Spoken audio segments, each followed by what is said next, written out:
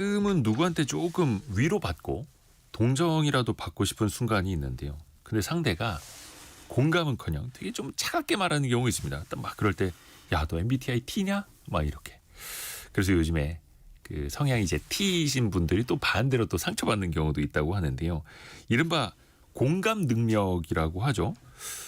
공감을 잘 해주는 사람이 뭔가 따뜻해 보이기는 하는데 그렇다고 해서 또 너무 많이 공감을 해주면 또 그 사람은 더 피곤해질 수도 있다고 하고요.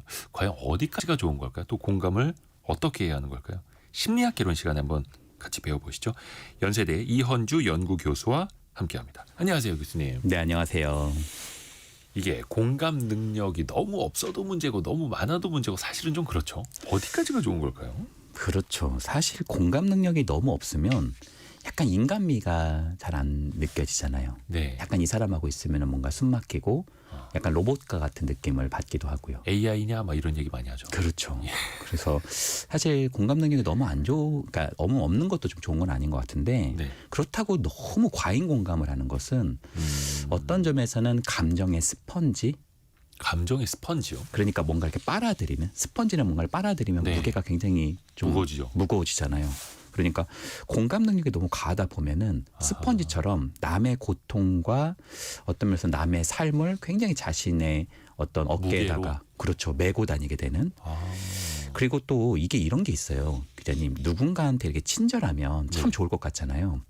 근데 이제 다수한테 이렇게 친절하다 보면은 그 나의 친절을 호의로 생각하지 않고 그냥 권리로 생각하시는 분들이 있습니다. 호의가 계속되면 권리인 줄 알아요. 그 네. 대사처럼. 네. 제가 예전에 무료 나눔하고 있는 그런 이제 그런 무료 나눔? 뭐 이제 밥을 이제 무료로 해주시고 막 이런 네네네. 그런 봉사활동하는 데를 제가 한번 간 적이 있었는데 그 진짜 많은 고생을 하시고 정말 뭐 많은 고생을 하시고 계시는데 그분들이 뭐 돈도 내시고 직접 네. 나와서 네. 뭐 무료 봉사도 하시고 근데 그거 나와서 이렇게 드시면서도 계속 반찬이 뭐 어떻네, 네, 뭐 맛이 어떻고. 없네, 반찬이 부족하네, 네. 국이 짜네. 네. 그 고마움을 잘 못 느끼시는 거 보고 제가 좀 놀랬던 적이 있는데 사실 계속 내가 친절하다 보면 맨날 나한테만 와가지고 하소연하고 또 계속 도와달라고 그러고 자신은 양보만 하고 남을 도와주는데 정작 자신을 도와주는 사람은 거의 없는 그런 지경에 빠지기도 하죠. 나중에 나는 많이 공감해주고 누굴 위로해주고 도와주고 있는데 네. 정작 나는 그 사람들이 그냥 이거 뭐 당연한 줄 알고 네. 서운할 수 있겠네요. 그래서 적정선을 찾아야 되는 거예요. 네, 네. 요즘에는 그 AI도 공감하는 흉내를 내지 않습니까? 아, 그렇죠. 근데 AI는 뭔가 적정선을 알고 있나? 라는 생각도 들고. 네. 근데 이제 오늘 과잉 공감에 대해서도 이제 배워본다고 하는데요. 네. 어떤 사람이 주로 과잉 공감을 하게 되는 걸까요? 그러니까 그 조금 감수성이 정말 높은 사람들이 있어요. 네. 그러니까 타인의 약간의 표정이 변하잖아요. 그러면 그런 거를 다 캐치를 하고 그 감정이 막 느껴져요. 아, 지금 뭔가 슬픈 일이 있나? 약간 이런 게 느껴지시는 분들이 있어요. 바로 민감하게 받아들이는 사람들. 네. 그런 거를 분위기를 아는 거예요. 예를 들어서 어떤 부부가 이제 자기를 초대했어요. 예. 그러면 그 느낌 있죠. 막 굉장히 친절하게 나를 맞이하고 둘이서 하하호호 해도 그 냄새를 맡으면서 아, 한 30분 전에 싸웠구나. 이런 걸 그냥 캐치하는 거예요. 그러니까 이렇게 좀 감수성이 아주 높은 분들이 있고 또 좀 천성이 착하시고 책임감이 아주 높으신 분들이 있습니다. 아하. 그런 분들은 다른 사람의 감정을 뭔가 힘든 감정이 있으면 내가 그걸 느껴줘야 된다라는 일만의 어떤 책임의식 같은 걸 많이 느껴요. 약간 좀 몸에 센서가 많이 달려있는 거죠. 그렇죠. 그런 사람들은. 네.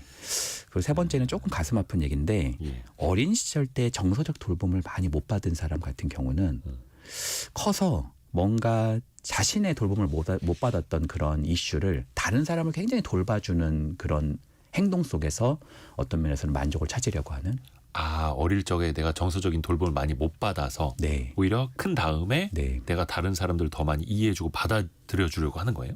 그렇죠. 그러니까 돌봄 직업군이라고 해서 예를 들어서 왜 어린이집 선생님이라든지 예. 뭐 상담사 선생님들 이런 분들을 제가 직접 만나보면 정말 크게 어린 시절에 돌봄을 많이 못 받았는데 그 돌봄을 못 받았던 걸 자신의 성인이 돼가지고 어떤 면에서 다른 사람을 이렇게 도우면서 그 안에서 또 삶을 살아가는 그런 경우들도 많이 보기도 합니다.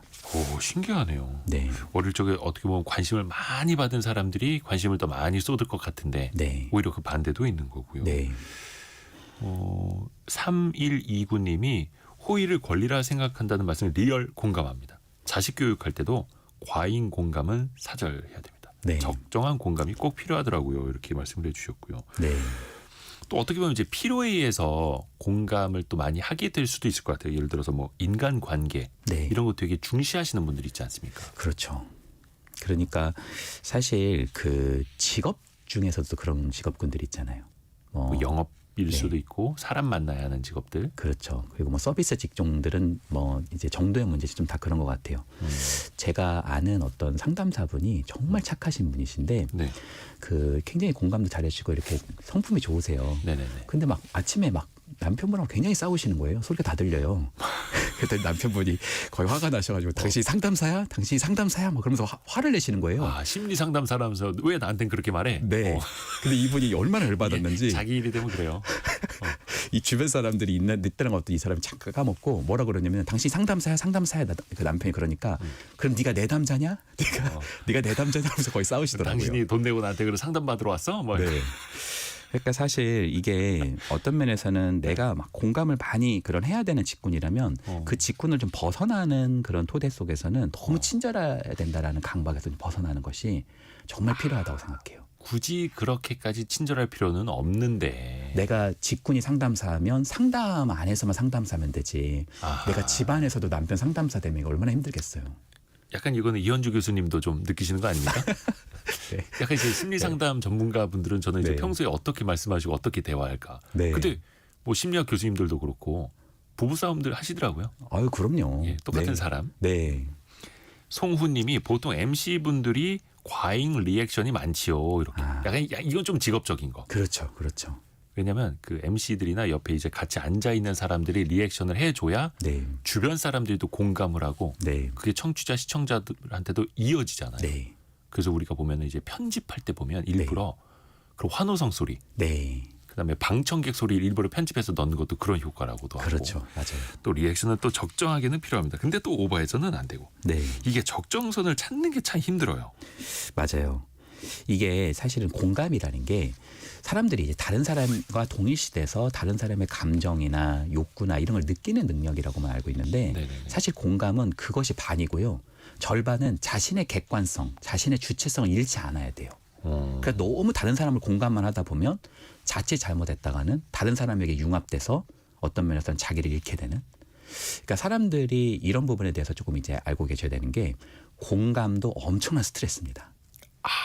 공감을 해주는 것도 스트레스다. 네. 조금 전에 권송희 님이 성함 불러드려도 되나? 네. 하루 종일 메신저로 회사 욕을 해대는 친구를 받아주다 보니까 네. 제가 감정의 쓰레기통이 되는 것 같아요. 유유 이렇게 보내주셨네요. 네, 맞아요. 네. 딱 맞는 말씀이에요. 네, 맞아요.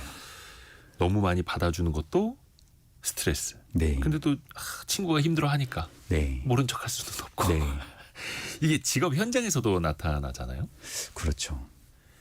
하루 종일 사람을 상대하는 감정 노동자들은 당연할 거고요. 네. 서비스업. 네. 그런 분들은 어떻게 해야 됩니까? 사실 정말 중요한 게 이런 것 같아요. 사람에게 있어서 내가 좋은 걸 주면 좋은 걸 받는 거잖아요. 네네네. 그런데 이게 기본적인 사람의 관계의 속성인데 이 공감 직군을 많이 가지신 분들은 내가 좋은 걸 주는데 자꾸 나쁜 걸 받는 거예요. 예를 들어서 아까 사연자분께서도 이제 말씀 막 주실 때 예. 다른 사람은 나한테 힘든 얘기를 하는데 나는 계속 공감만 하고 있잖아요. 이거는 참 좋지 않은 것 같아요. 중요한 건 이거 같습니다. 내가 다른 사람을 한번 공감해 줬다면 네네네. 나도 그걸 공감한 이후에 나도 힘든 부분을 한번 다른 사람에게 이렇게 전가해 보는 좀 그 사람에게 전달해 보는 부분이 굉장히 필요하다고 생각합니다. 근데 이제 그 친구가 MBTI였다면 이제 극 T예요. 네. 너무 이성적이야. 네. 근데 자기 힘든 건 나한테 말해서 내가 그랬구나 힘들겠구나 네. 이렇게 해보자 공감을 해줬어요. 네. 근데 나 힘든 걸 얘기했는데 저 친구는 별로 이해도 안 해주고 네. 자기 바쁜 거 일할 것만 해요. 어떻게 해야 됩니까? 네. 다른 사람을 찾아야 돼요? 그렇죠. 그 사람에게는 조금 한계가 있을 수 있겠네요. 그냥 네. 번지수를 잘 찾아야 되는 거네요. 뭐든지 분산 투자가 중요하다고 하잖아요. 그렇듯이 공감적인 사람을 인간관계도? 네, 내가 공감적인 사람은 공감적인 사람을 같이 만나는 것도 매우 중요하다고 생각합니다. 근데 이제 콜센터 직원 같은 분들 네. 아니면 또 상담사 아까 이야기해 주신 것처럼 또 네. 사회복지사 이런 분들은 어쩔 수 없이 친절을 또 베풀어야 하잖아요. 직업적으로. 그렇죠. 네. 힘들 수밖에 없는데요. 그렇죠. 그러니까 저는요 항상 얘기하는 게 처음 이미지가 정말 중요하다고 생각해요. 처음 이미지요. 네. 그러니까 너무 친절하잖아요. 그러니까 서비스 직종에 계시면 기본적으로 친절하죠. 근데 너무 내가 친절해 버리면 그 이미지를 바꾸기가 쉽지 않아요. 근데 이게 참 사람의 속성이 무서운 게 9번 친절하다가 한 번 거절을 하면 네. 그 사람에 대해서는 굉장히 화가 나거든요. 근데 9번 거절하다가 한 번 친절한 사람에 대해서는 또 고마움을 되게 느끼는 거예요. 고마워하죠. 그러니까 이미지 자체를 너무 친절하게 가는 것은 아. 좀 좋지 않다. 그래서 제가 친절은 좋은데 너무 친절하다 못해서 쉬운 사람이 되는 것은 좀 좋은 부분은 아니다. 이렇게 항상 말씀을 드리죠. 그래서 상대한테 너무 쉽게 보여서도 안 된다. 그렇죠. 그래서 너무 친절하고 공감을 갖는 것은 어떤 면에서는 나의 경계도 무너뜨리고 상대도 나를 더 의존하게 만드는 좀 내 경계 자체가 서로가 안 좋아질 수 있는 그렇죠. 거예요. 그렇게 말씀드릴 수도 있겠네요. 그럼 어느 정도는 좀 선을 그어야 하는 거고요. 그렇죠. 근데 이제 또 과잉 공감하시는 분들은 또 마음이 약해. 네. 선을 못 그어. 네. 그러니까 더 막 힘들어 하시는 거잖아요. 네.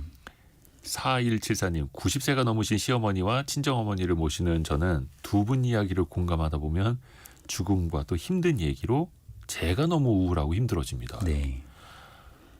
연세 많으신 또 어르신들 얘기를 또 안 들어드릴 수도 없고 네. 이런 관계에서는 선을 어떻게 그어야 하죠? 일단은 다른 사람의 고통스러운 감정을 내가 이미 담았다. 네. 그러면 내가 이미 감정적인 늪에 약간의 좀 스며들어왔다라고 보셔도 돼요. 나도 모르게 내 자신이. 네. 그만큼 내가 지금 고통스러운 느낌을 갖게 된다고 보시면 됩니다. 그러니까 다른 사람의 불안을 내가 수용했다면 그만큼 나한테는 불안의 기제가 있으니까 잘 그걸 배출해야 되겠죠. 어떤 면에서는 환경적으로 배출하는 것도 필요하겠고 또 한 측면에서는 좋은 사람과의 대상 경험도 필요하겠고요. 대상 경험. 네. 사실 상담자분들도 아주 숙련된 분들 있잖아요. 상담자들도 네네네네. 다른 사람을 이렇게 공감하는 직군이잖아요. 그렇죠. 근데 놀랍게도 최고의 자기 돌봄이 뭐냐면은 상담자분들도 너무 힘든 케이스를 많이 맡으면 자기가 상담을 또 받습니다. 네. 그게 상담 심리 교수님들도 그렇죠. 자기가 힘들면 네. 내가 어저께 이대호랑 상담을 했는데 걔가 나한테 뭐 힘든 얘기 하도 쏟아내서 내 얘기 좀 들어줘라 이렇게 그렇죠. 서로 하는 거예요. 네.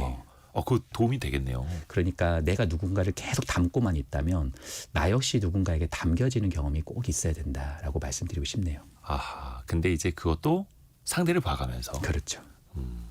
이게 감정 과잉이 심하면 막 우울증에도 빠질 수 있고 막 그래요. 그렇죠. 그리고 우울증뿐만 아니라 엄청난 심리적 소진, 번아웃도 생길 수 있습니다. 네. 남 얘기 들어주다가 내가 번아웃에 빠질 수도 있고. 네. 8124님이 참 때로는 그래서 버겁고 힘들기도 하시다고요. 그런 과잉 공감으로 인한 스트레스는 어떻게 조절해야 하는지 공감을 강점으로 활용할 수 있는 방법도 있을까요? 이렇게 질문 주셨네요. 제가 한 가지만 얘기하자면 마이너스 1 플러스 2 법칙이라는 게 있습니다. 마이너스 1 플러스 2. 네, 굉장히 어려운 수학 공식 같지만 그냥 2 빼기 1이잖아요. 예. 그러니까 마이너스 1은 내가 이미 누군가에게 공감하고 내가 사실 누군가에게 굉장히 항의를 받았다면 네. 마이너스 2를 이미 들어왔다고 보셔도 돼요. 음. 그러니까 내가 만약에 서비스 직종에 있는데 누구한테 항의를 받았다. 손님들도 만만치 않잖아요. 그럼 마이너스 1이 들어왔다고 생각하시고 플러스 2는 뭐냐면 하나의 일은 가족이나 친구에게 있어서 내 힘든 얘기를 조금 해보는 거. 반드시 그냥 버티지 마시고 한번 해보는 거. 또 하나의 일은 동료들과 그 얘기를 한번 해보는 거. 그럼 마이너스 1이었는데 플러스 2 법칙이 돼서 오히려 플러스 1이 오히려 올라가는 인간관계에서의 상처는 인간관계에서 치유된다라는 측면을 꼭 여러분들이 명심하시면 참 좋을 것 같습니다. 나도 좀 풀어야죠. 네. 나중에 또 이현주 교수님도 상담 필요하시면 저를 찾아오십시오. 그러겠습니다. 연세대 이현주 연구교수님과 함께했습니다. 고맙습니다. 네, 감사합니다.